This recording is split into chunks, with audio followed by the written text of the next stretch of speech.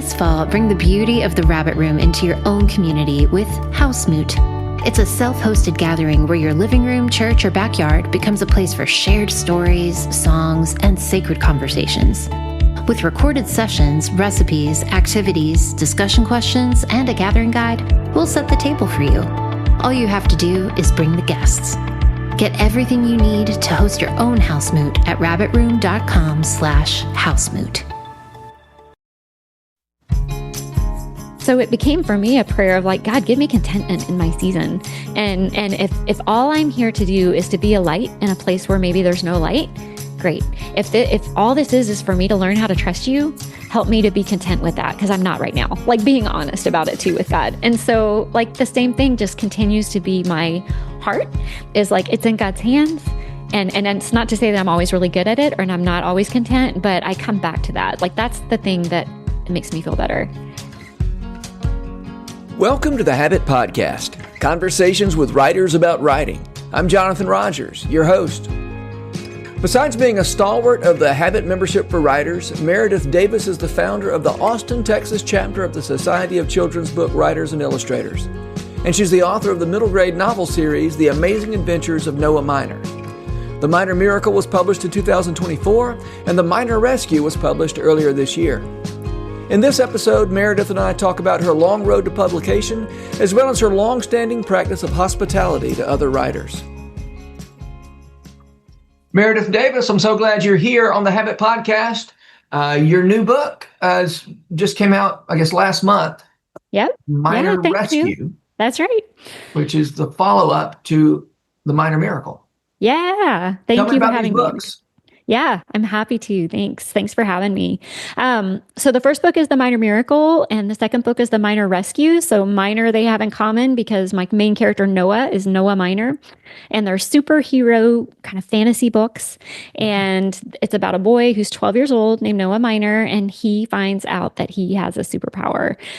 Feels very ordinary at the beginning of The Minor Miracle. He's got these two kind of extraordinary friends that are really gifted in what they do, and so he's wondering like what makes him special. And then he finds out he has this superpower, but it's not an immediate fix. So he has trouble like getting that power, and then he abuses the power. And so that's kind of the arc of that first book is how does this kid that finds out he's fantastic actually lean into his powers. And we're going to find out. And one thing I love to talk to kids about is that we all have superpowers. And so while Noah kind of sees this ability to manipulate gravity as his superpower, it's the friendships that are really the most powerful thing in that book.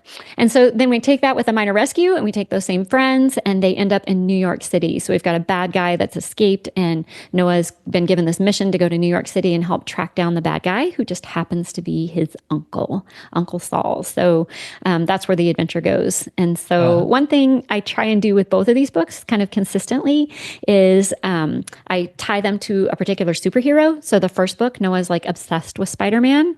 And there's this famous quote with Spider-Man, with great power comes great responsibility. And I also put a Bible verse in the beginning of each of these books. And so embarrassingly, I'm going to have to look at my book and remind myself because I'm really bad with memory. But so it just kind of feeds into that. So it's John 15:13. Greater love has no one than this, to lay down one's life for one's friends. So I felt like those dovetailed nicely, the whole idea of great responsibility. And then with The Minor Miracle, the big superhero tie-in is the Hulk. And in this book, Noah's really angry. He blames himself and he blames Uncle Saul for all these bad things that happened to his friend. And so he uses the anger to fuel his power. And so the whole arc of that book is Noah figuring out a different way to get to his powers. And so the verse with this book, the quote, the superhero quote is, the angrier I get, the more powerful I get. And then the verse is Proverbs 29:11. A fool gives full vent to his anger, but a wise person holds it in check. So in a nutshell. The Hulk never struck me as an especially wise figure. Not really. Not really. One thing I was wondering as I was looking at The Minor Miracle, or as I was reading it, of course, Noah Minor's life starts with a miracle. He falls 16 stories in New York City during the big Thanksgiving Day parade, and nothing happens to him. And that's right. That's a miracle. So I was wondering, of course, it's, Minor Miracle's a pun. like, how did you get from, did you start a story with a miracle and said, I know what I can name this kid. I can name him Minor. Like, what was the relationship between his name being Minor and the miracle? Yeah, from the very beginning, really, I wanted to name him Noah Minor. Noah just felt like, I mean, it's got all this like biblical significance to it. So you've got the savior character, and at the end of the book, Noah's going to kind of be a savior. But I loved the word minor because from the very beginning, I knew that Noah felt ordinary but wanted to feel extraordinary, and I just love all of the ways you can talk about that, the extraordinary and the ordinary. And so Noah Minor sounded great. So then I wanted to start it off with a bang. So like you said, I started off with this prologue where he falls 16 stories as an infant and miraculously and mysteriously survives. What happened? And I just thought that was a great hook. And then I was like, oh, it could be the Minor Miracle. So it kind of came with his name first, and then it came with the hook, and then it came with the title. So but what's been so cool about that, I didn't plan it in the beginning, but one of the things I love to talk to kids about is minor miracles. And I signed the book, We Are Surrounded by Minor Miracles, Keep Your Eyes Open. And I've been able to like spread that and turn it into all sorts of interesting conversations. So I've loved how that's worked. Yeah. I just signed mine, Stay Swampy. Yours is classier.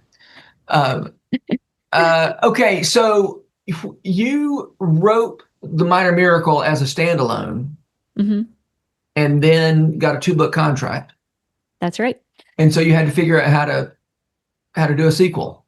That's right. Yeah. I'd love to hear you talk about that. Yeah, for sure. So I never really thought of it as anything more. And so when we got the 2-book contract, they actually asked us, do you have any ideas? Me and my agent, does Meredith have any other ideas for this, where this series could go? And so I was like, well, sure.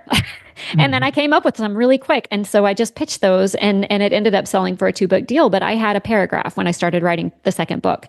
I had worked on The Minor Miracle for a really, really long time, and meaning that I wrote the whole thing and then set it aside and worked on other projects, came back to it, revised it. So it had gone through like many iterations and changed a lot. And that continued after we sold the book. So the book sold, and then I went through a lot of revision. It really, really changed. And so it gave me the opportunity to kind of lay the seeds for what I thought the second book might be. I really wasn't sure, but that was really fun. So I was like, okay, well, the bad guy has to be able to get away. That's got to happen. It made me start thinking about timing, because I've got a character who's 12. I want to keep him 12. I don't want to get into the 13-year-old territory that might bump me up into YA, young adult, instead of middle grade. And so I was careful with that. And so that put me into spring break. And so it was really interesting, all of those things. The other thing I think was interesting is the first book is really grounded in 2 worlds. And those worlds are middle school, 7th grade, and the top secret training studio where he learns about his powers and how to use them, which are to manipulate gravity. They're called Gravitars. There's an organization called Gravitas. So we've got the world of Gravitas. We've got the world of middle school. Well, I really wanted to change that up with the second book. And so I was like, okay, what's going to happen? Do I take them, what's going to happen? Well, I laid myself, without even knowing it, this really cool seed of New York City. Because like you said, the very beginning of The Minor Miracle, Noah falls 16 stories off a balcony from his grandmother's balcony. And it's a balcony that borders Central Park. And they're inflating the balloons for the next day Macy's Thanksgiving Day Parade. And that's a really important location in book 1. So I was like, okay, let's take them to New York City. Let's dig in there.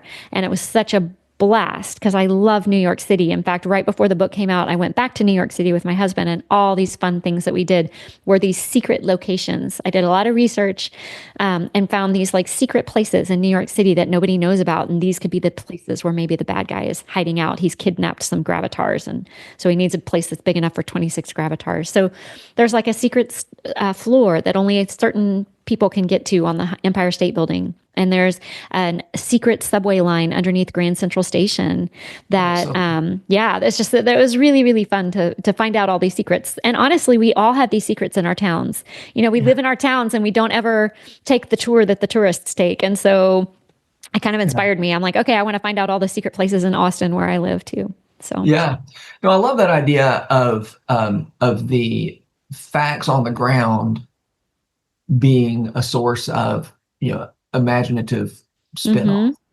Yeah. And what's nice about those is they're secret and kind of mysterious, and you don't get a whole lot of information, which left me plenty of room to imagine. And so, one of the funny things, there's a really mysterious place. It's an hour subway ride from New York City, from Manhattan, and it's called Bannerman Island. And there's all this lore about Bannerman Island. There's a castle that this guy built where he stored ammunition, and it's Uh-huh. the only thing on the island other than a little house where his family lived in. And so I imagined that there was an underground bunker. I had heard this lore that during the time of Prohibition, there were people that would go out to this island and they were bootleggers. So I was like, oh, perfect. There's going to be a bunker and all these things. So when we went to New York, I asked the tour guide, hey, is there any like underground places out here? And they're like, nope. It's like, it's solid rock. They couldn't even dig a well. And I was like, well, it's fine because it was fiction. I can do whatever I want. That's So right. to your point, take the facts and then play with Right. them. Just get enough. Don't be too specific, you know? Yeah, right. Have you discovered any mysterious places in Austin yet? I haven't done the tours yet. Honestly, I've been so busy. The book just came out. And so I would say not really, but I'd Yeah. love to go. I've actually taken one of these Segway tours, which are super touristy. And when we went, Uh-huh. the tour guide told us all these amazing facts, but then I immediately forgot them all. So not yet, but I'm going Although to. I don't always believe all the facts on the Yeah, that's true. They tours. may be making those up. They may be fiction as well. That's I mean, fine. I except like a the good ghost story. tours. I believe all those. But Yeah, yeah.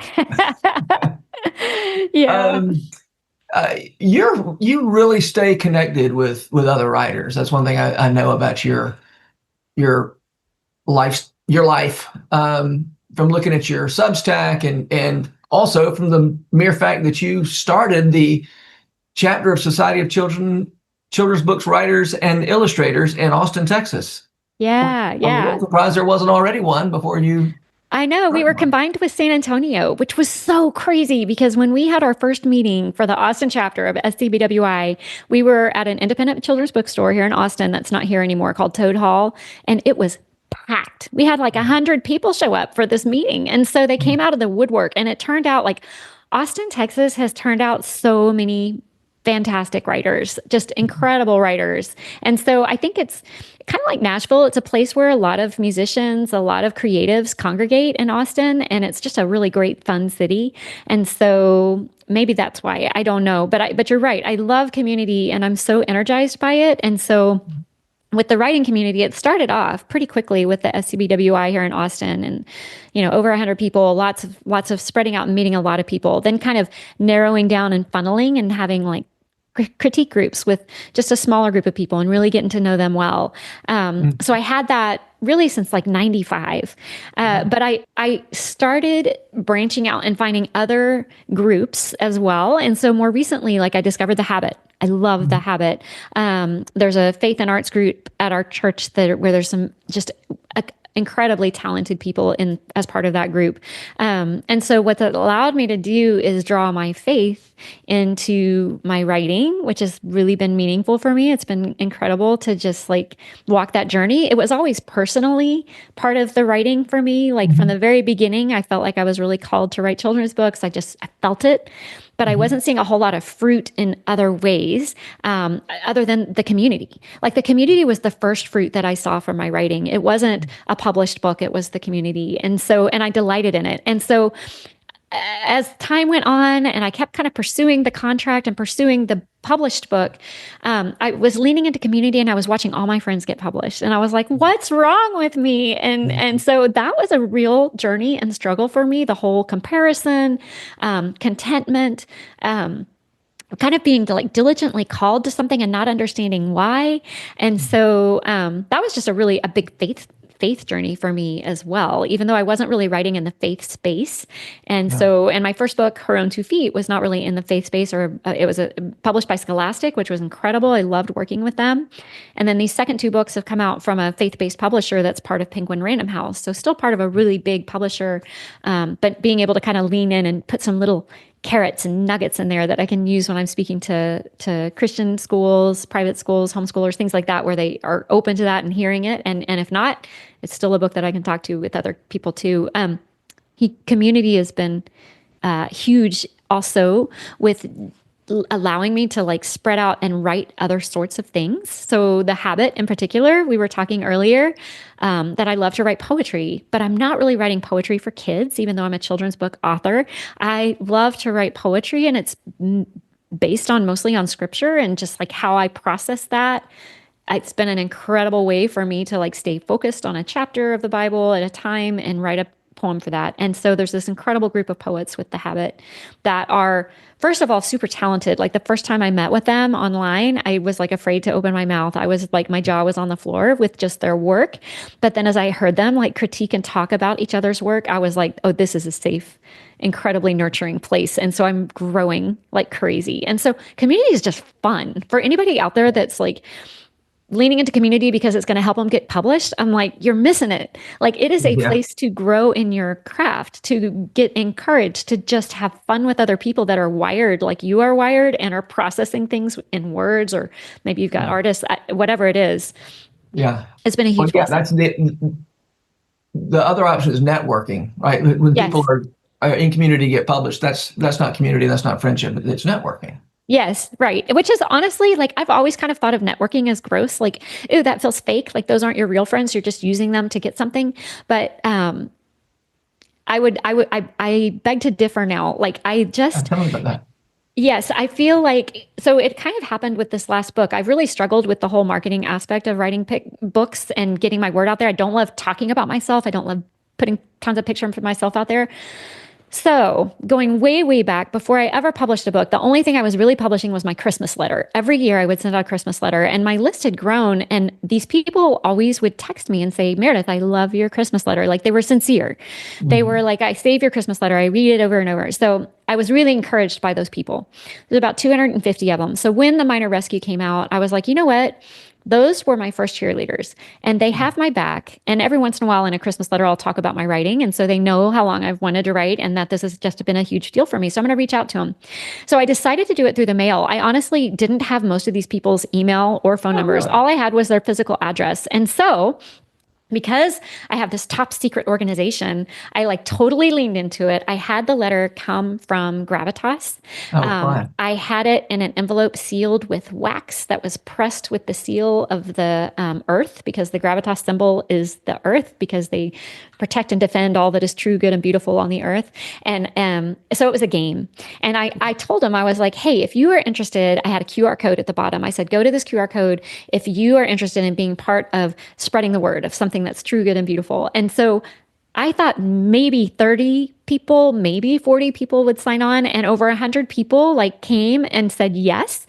And the interesting thing about that was I really believed this. I was like, you don't have to be on social media. You don't have to be like an influencer for you to have influence. Like, we all have circles. I've seen that in my life. Like, I've got my church friends, I've got my writer friends, I've got book club, I've got pickleballers, I've got neighbors, I've got family, all these circles, and we all have them. And so if you would just help me talk about this book with your circles, I don't care if it's online or not. And it was really like, if somebody asked me what was the metrics, how many books did that sell, I would be like, I have no idea. But you know what? Like, the joy factor was huge. The like satisfaction of reconnecting with people, and the like totally blown away with their willingness to like help me. It made me really like it helped me be kind of bold and courageous, and just kind of like asking for help even was something I'm not really great at. So once again, like, community is huge. Yeah, but I would just point out that those 250 people you sent those packets to, you invested a lot. I did. Like, I had to pay postage. Very generous to them through the years. Of crafting a Christmas letter for them. Mm-hmm. And we've been talking about networking. I think of networking as thinking, this transactional relationship where I'm going to connect with you so that you can give me something. Right. And it sounds like you are generous in ways that that's not what I mean when I talk about networking. No. The deal of networking, let's say. Right. Yeah. I mean, networking can be a real drag, right? If you feel like everything is going to be an ask. And I don't like being on either end of that, honestly, like being asked and like, I feel like they don't really care about me. They just care about like, what can I do for them? And so I was trying to find a way to be authentic and truly like, and And that's not to say that it's a bad thing to go out there and just ask. Like that happens too. And there's people out there that their whole sole purpose is to be a communicator, and they're good at it. Like they're good at taking pretty pictures of a book on a really cool background and posting it to Instagram or Pinterest. And that's great. Like I'll ask you too. Hey, like I will give you a book and you can make it pretty for me if you want. So that's fine, but it doesn't feed me. It doesn't feed me like in any way. And so I think the other thing is I've really leaned into like, it's ultimately in God's hands. Like that takes such a huge like weight off my shoulders. So I just run, do everything I can, throw the noodles at the wall and just be like, okay, God, now it's yours. Like this is your deal now. And I've seen so many times, I mean, the letter was one of them where I didn't really expect a whole lot. Recently, I had like a launch party at this bookstore and it was like a horrible date. It was the date of our women's church retreat at our church. It was a wedding weekend. It was graduation. It was Memorial Day. It was everything you can imagine for someone to not come to a book launch on a Saturday at 2:00. And I just gave it up. I was like, you know what? I did everything I could do. I told everybody. I blabbed about it like crazy on social media. I told all those 200 people or 100 people that were on my launch team, you know, my Gravitas Operation Mobilize team and my family. I even planned like an engagement party at my house and I knew that family would be in town. So I was like, okay, I did everything I could. And I thought maybe 30 people, and we had over 80 people show up. So that was totally God. Like I didn't know who could come. And so because of that, when you let go of something, then it's not your fault. It's God's fault. And they weren't meant to be there if they're not there, and there's some reason why. So I kind of look back on all those years where I was not published and really, really wanted it and it just wasn't happening. It was a training ground for me. I was getting to be a better writer. But it was also like a very much trust me season where God was like, trust me, just trust me, Meredith. And I have you. And I would pray like, God, like take this desire from me, because I feel like a total fool when these people that have known me for 10 years say, where's your book? And I'm like on my computer in a file, like it is printed in a box. It is not what I hoped it would be. And I have talked to enough writers in the same place that I know that must strike a chord with one of your listeners. And my encouragement is like, if you really feel called to do it, there's a reason. And so it became for me a prayer of like, God, give me contentment in my season. And if all I'm here to do is to be a light in a place where maybe there's no light, great. If all this is for me to learn how to trust you, help me to be content with that, because I'm not right now. Like being honest about it too with God. And so like the same thing just continues to be my heart, is like it's in God's hands. And it's not to say that I'm always really good at it or I'm not always content, but I come back to that. Like that's the thing that makes me feel better. So yeah. So you started the SCBWI chapter in Austin in 1995, right? Isn't that what you told me? That's right. That's right. And it is booming now. Like they call them regional advisors, or the people that are in charge of those chapters. And if just a plug, like if anybody lives somewhere and is looking to get involved, like SCBWI is a wealth of information. There's so much information that you can get, and it's a great way to network and find your people, find lots of writers. But yeah, it was 95. Yeah. And then it was 2019 before you got a book published, correct? That's right. Yes. That's 24 years. I know. And now 24 years of you investing in other writers, helping them. Yes. And I would say also, it was not my full-time job for a long time. It was my, I was a mother of 3 kids, and I was a stay-at-home mom, and I was super involved in their school. I had lots of other passions. We did things like in 2007 and 2008, we took our kids out of school and traveled for a year. I did no writing in my books at that time. It was interesting. I was just looking back at like, when did I really start like writing in earnest? And that was part of my writing training ground as well, because we took our kids out of school and we traveled for 9.5 months. And our parents were like, you're doing what? Like, you're going to take them overseas where? You're taking my child to Cambodia? And so I promised that I would write a blog and we would update it with pictures. And so faithfully for that 9.5 months, it didn't matter if it was like 2 a.m. and we had no internet connection. I was writing those blog posts, and we still have them. Like, we have all of that season recorded. And it was such a great training ground for me. So I wasn't working on getting published at that time. Okay. And another thing that I did when I came back was I I decided to take it seriously. I was like, okay, this is it. My youngest son is going to be in kindergarten. I'm going to have some dedicated time. And so this is when it's going to happen. And I wrote an entire book, a middle grade, sent it out, and it didn't sell. And I said, okay, then this is it. This is it. I'm done. I'm done. But on the days when I was like, this is it. I'm done. There was this an MFA program at Vermont College of Fine Arts. And at the time, there were only 2 that were dedicated to writing for children. And I knew some people at Vermont College of Fine Arts, and they had kind of bugged me over the years. Meredith, you really should come. You really should come. It was a low residency. You go twice a year for 10 days. And I was like, oh, was it's that not a good unusual time. then, by the way? Yes, it was. It was unusual. I just didn't. And I decided, you know what? I am not taking myself seriously enough, and I want to grow, and I'm stuck. I feel like I was on a hamster wheel and I couldn't push past it. Maybe if I'd found the habit at that time, I wouldn't have done my MFA. But I decided, I was trying it. I was trying to decide. I was on the fence and I was kind of praying about it. And 3 people in one day said, hey, you really should VCFA out of the blue. So I was like, okay, I'm going to look at this as an open door. And I missed the deadline for application. I have a really good friend. She's my mentor, Kathy Appelt. She was a teacher there. She said, Meredith, just submit and I'll make sure it makes it through. And I got in. And I look at that as another big touchstone. That 2 years, I had sent something to my current agent right before I entered the program. And she came back at me and she said, do you know, Meredith, I love your writing. I don't want you to send me anything for 2 years. And then I want you to submit because you're going to grow so much as a writer in that time. And the one thing that I really credit VCFA is at the time, they did not talk about marketing. It was all craft all the time. And you just really worked on it. And the other thing that they did that I found immensely valuable is they gave you the skills to write in the industry. So I came out of, you did a lot of, they called them, you had your creative and then you had your, it was like, you had to write about the craft. And so you were doing this for your advisor for 2 years and you were writing about foreshadowing, or you were writing about writing a series or writing about character or whatever.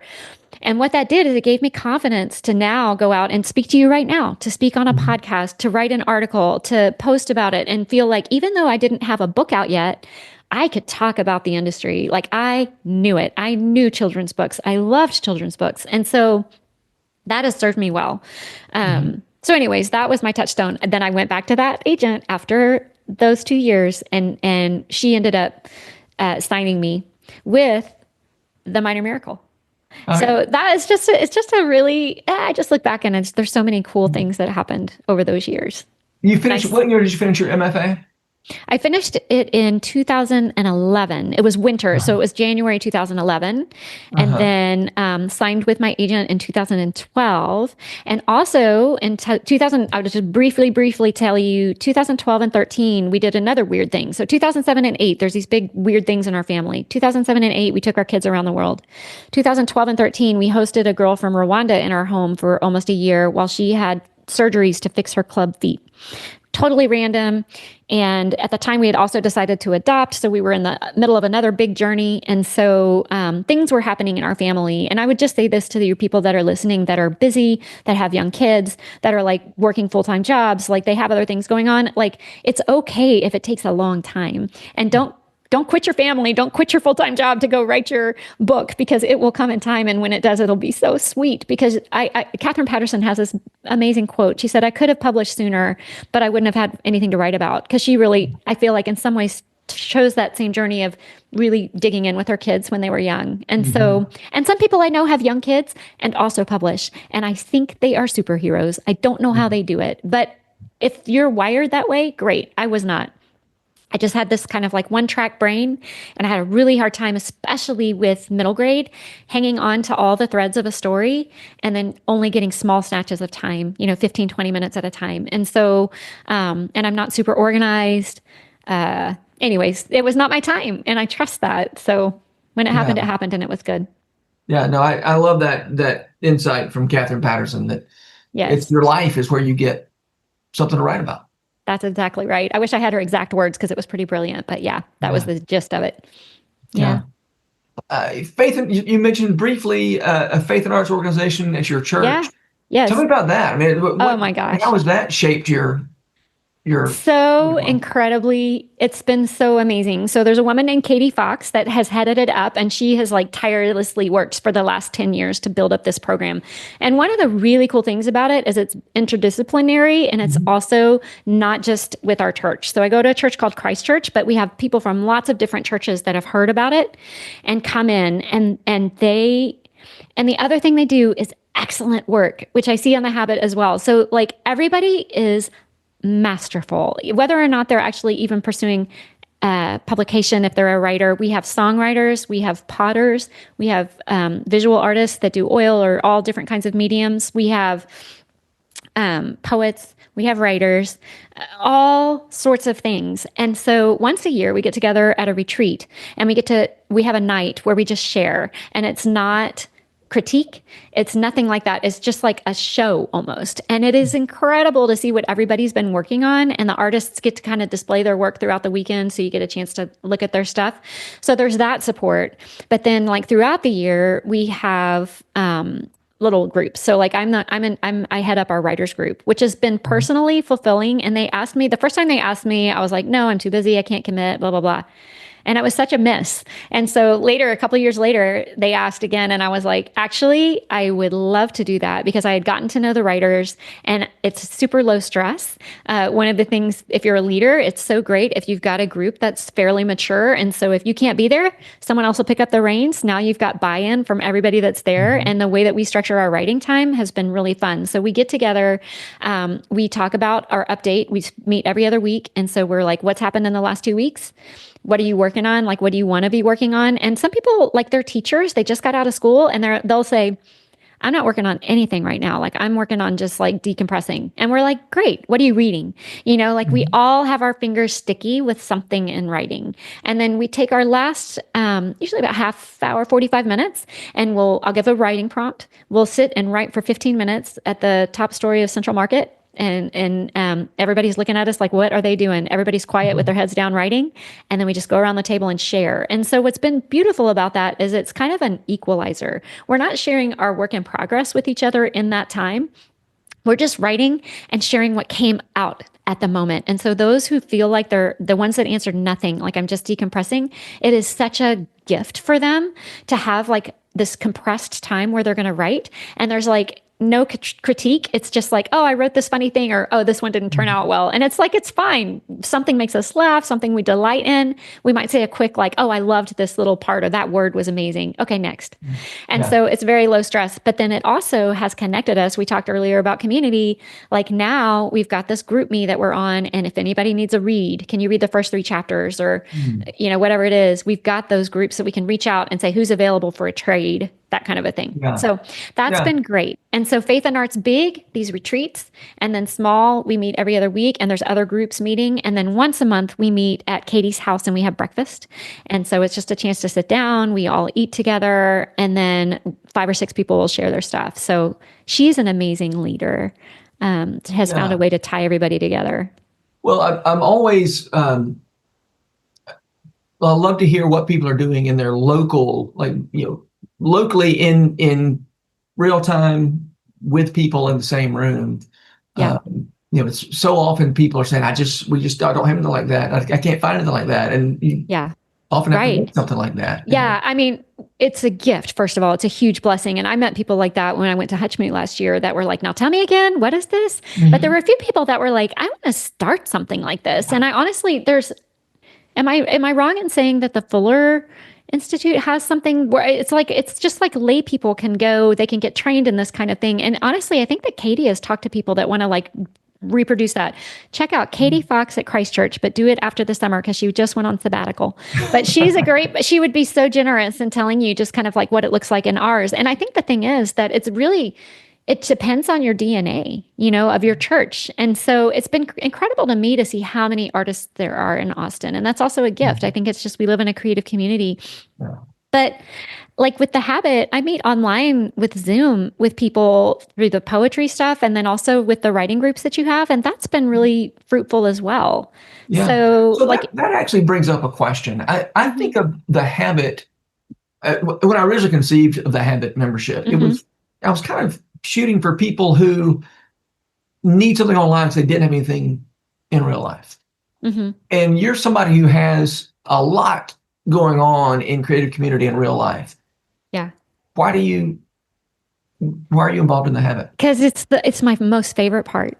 My most favorite part of being a writer is being in community with other writers, and I feel like that actually feeds my work. And so the more I can get it, and the more voices I hear, because if I was just in my community, it would just be the people that I know. But there's like something that somebody may say. It's been crazy, just the little things. Like there's a middle grade group on the habit that meets once a month, and there's people that kind of are writing the same sort of stuff.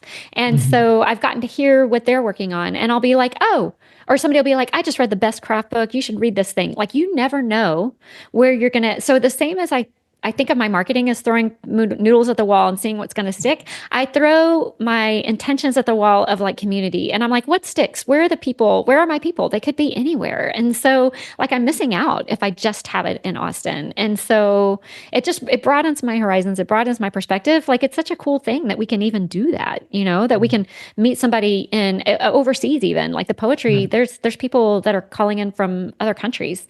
So yeah, it's just a gift. It's a gift and honestly, too, I am an empty nester. And so I have the time to do that, too. And I couldn't have done that when I first started writing in 2019, or even when I first started, in 1995, or when I first published. Like when I had kids at home, I didn't have the margin.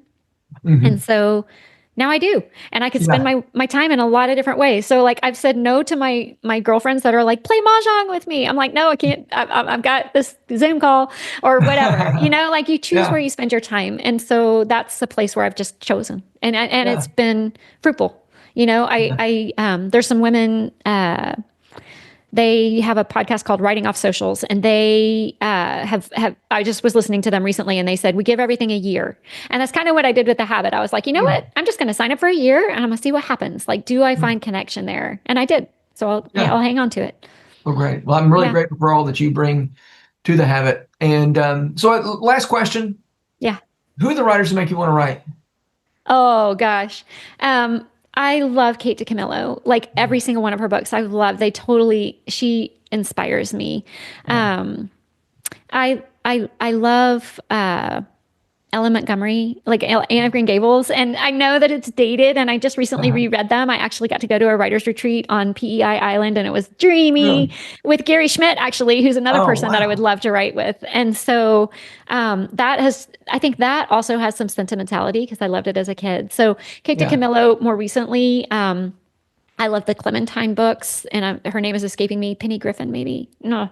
And then I love this. I'm going to forget her name too, but there's a book called The Ogress and the Orphans that I read fairly recently. I can't stop telling people about it. Great.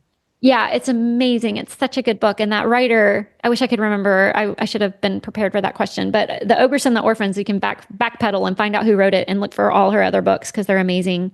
I love Alana K. Arnold. She wrote a younger book called The Boy Called Bat, which is excellent and beautiful. I could just keep on going. There's so many, but those are some Kelly of my Barnhill is the Ogress and the Orphans. Kelly Barnhill. Thank you, Kelly Barnhill. And she's got some great, beautiful books. She's got a book called The Girl Who Drank the Moon, which is gorgeous. I do remember that book. Yes.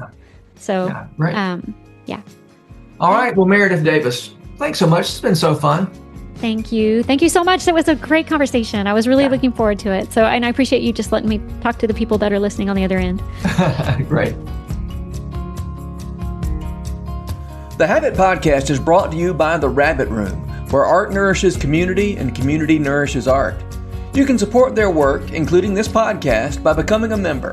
Visit rabbitroom.com/membership. Special thanks as well to Taylor Leonard for letting us use her song Diamonds as the theme music for the Habit Podcast. You can learn more about Taylor and follow her work at taylorleonard.com.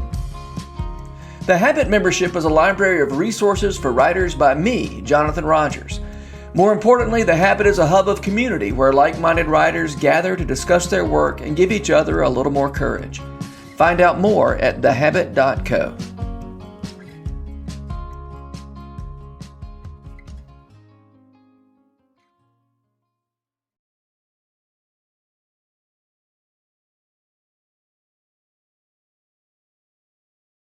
If you've enjoyed this podcast episode, consider joining the Rabbit Room membership. Your membership helps sustain this community, funding everything from publishing and podcasts and theater productions to events and programs that support artists who create with a Christ-centered vision. We'd love to have you on board. Learn more at rabbitroom.com/member.